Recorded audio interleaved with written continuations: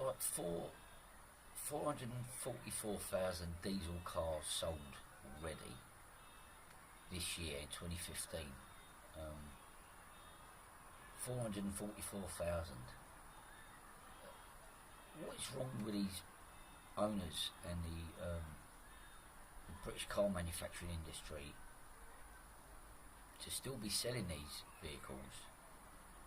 And I don't expect they're warning them about the change in the EU law about real-time emissions, driving emissions, which is going to change, I think, by 2017. So I think it's quite possible, when they are tested properly under the new law, that these vehicles are going to get banned from the city because of their actual emissions.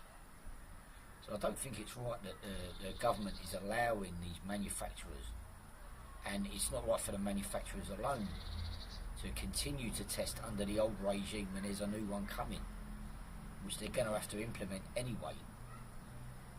I think they're, without warning the customers of what is, of what is going to happen in a couple of years, they are, they're just taking their money and saying, yeah, make some mess. This is the best we can do. They're hiding behind the law with no real moral responsibility for what they're actually doing and what they're selling, and the amount of emissions that they're responsible for collectively, the entire industry, British car makers.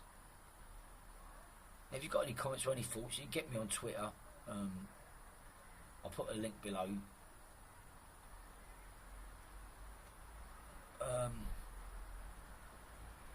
Or alternatively, contact Clean Air for London. Have a look at what he's doing. I just read something by John Danzig, very interesting, on Twitter. It's called Brit Influence. I'll try and put a link below to that as well.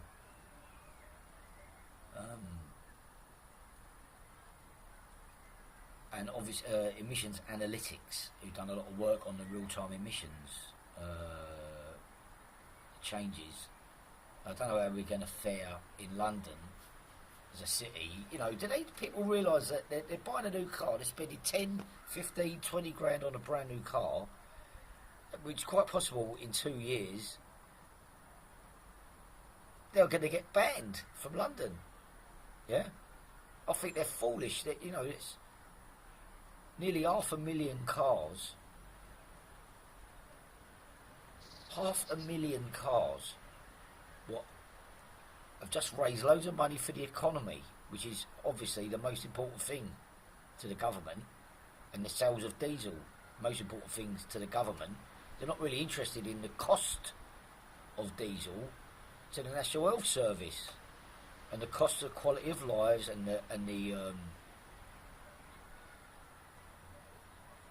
effect it has on children's lungs and their nervous systems, the endocrine disruptors, all them things in diesel, which affects people and stunts growth of children's lungs, right? And they're still managing to get away with it. I don't understand. If you do, please get in touch with me. Right? Links below.